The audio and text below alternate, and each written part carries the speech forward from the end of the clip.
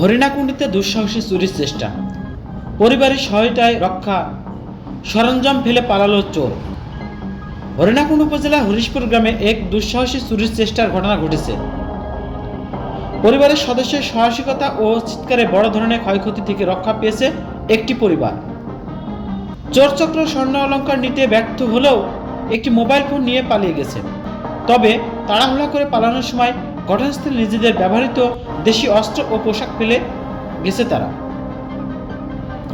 স্থানীয় সূত্রে জানা যায়, গত 22শে ডিসেম্বর রাত আনুমান 10:30 ঘটিকায় হরিশপুর গ্রামের বাসিন্দা বাবুলের বাড়িতে এই ঘটনাটি ঘটে।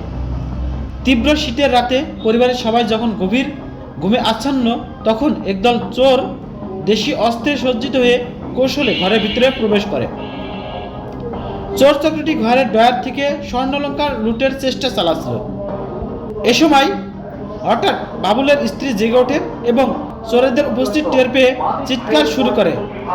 ধরা পড়ার যাওয়ার ভয়ে চোরেরা তাদের হাতে থাকা 3 গ্রেয়ার নামক দেশি অস্ত্র দিয়ে বাবুলের স্ত্রীকে আঘাত করার চেষ্টা করে। তবে ধস্তাধস্তির এক পর্যায়ে অস্ত্রটি হাত থেকে পড়ে যায় এবং বাবুলের স্ত্রীর সাহসিকতায় সামনে চোরেরা পিছু হাঁটতে বাধ্য হয়। আচ্ছা, এই যে বাড়িটা দেখছি, এই বাড়িটা কার? বালতি হারিয়েছিল বাবুলের। আচ্ছা, গত রাত্রিবেলা আমরা শুনতেছি যে একটা কোন ঘটনা ঘটছে। আসলে ঘটনাটা কি ঘটছিল বলুন? ঘটনা, দুজন লোক দুর্কৃষে আসিল। আসার পরে তারা হচ্ছে জ্যাকেট, স্যান্ডেল আর 3 গিয়ার এগুলো থুয়ে মনে করে ভিতর দিকে ঢুকেছে। ওদের উদ্দেশ্যটা কি ছিল? উদ্দেশ্যটা যেটা কি ছিল এটা তো আমি বলতে পারবো না। না, ওই যে আপনার শুনছি যে আপনার মোবাইল কিংবা কি নিয়ে গেছে, এটা কি কতটুকু সত্য? হ্যাঁ, মোবাইল একটা নিয়ে গেছে আর আর এই যে 3 গিয়ার এগুলো থুয়ে গেছে, জ্যাকেট আর স্যান্ডেল আছে। আচ্ছা, এগুলো কি এগুলো থানা হইলে পুলিশ। আপনি রাত্রিবেলা কি এসেছিলেন? আমি মানে আমি ফোন পাওয়ার পরে আমি আইসি দেখলাম যে এগুলো পাইছে। ওসি স্যার আইসি স্যার পরে ওগুলো নিয়ে গেছে লেগেছে। আচ্ছা আচ্ছা, এরকম ঘটনা মানে প্রতিনিয়তই ঘটতেছে না? প্রতিনিধি এখন তো আমাদের এই হরিশপুর গ্রামে তো এরকম কোনো পরিবেশ এখন হয়নি। এখন সামনে এটা কি মনে হয় যে এগুলো কারা করতেছে? এখন কারা করতেছে এগুলো তো আমিও তো বুঝতে পারছি না। এখন তো আমাকে তো এই নানা তো এরকম কোনো পরিবেশে আজ পর্যন্ত ঘটেনি। এখন প্রথমে আজকে এই কাহিনীটা গেল রাত্রে একটু। আমাদের যখন একটা ধারণা, অনেক সুপারি গাছ থেকে উঠে আর পাঁচিল টপকে গেছে, যাওয়ার পরে ওই ঘুমান্ত অবস্থায় তাদের বাড়িতে ঢোকে এবং তাদের যে মালামাল লুট করা, তাদের অসৎ উদ্দেশ্যে মালামাল লুট করার জন্য এই চোর চক্র বা ডাকাত চক্র এসেছে।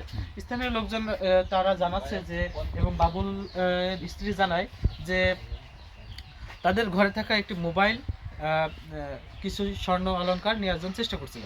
সেই পরিপ্রেক্ষিতে তার জেগে ওঠে এবং তাদের ভিতরে একটা ধস্তাধস্তি হয়। এক পর্যায়ে তারা ছুটকে পালিয়ে যায়। পালিয়ে যাওয়ার সময় তাদের রেখে যাওয়া স্যান্ডেল, জ্যাকেট এবং একটি 3 গিয়ার রেখে যায়। আসলে এই এলাকার লোকজন জানায় যে এরকম ঘটনা ঘটছে, স্থানীয় যারা মদ, গাঁজা, ফেন্সিডিল, ইয়াবার সাথে সম্পৃক্ত আছে, তারাই এই কাজগুলো ঘটাচ্ছে। আসলে এই শীত মৌসুমে এরকম দুর্চিত চুরি ডাকাতি ঘটনা ঘটে থাকছে। আর আসলে আমি আবারও দেখানোর চেষ্টা করছি যে এই যে বাড়িটা চারিদিকে প্রাচীর দেওয়া, আসলে তাদের উদ্দেশ্য ছিল যে একটা বড় ধরনের ক্ষতি করা যায়। বাবুলের স্ত্রী যদি টের না পেত, অবশ্যই তার বড় ধরনের ঘটনা ঘটত।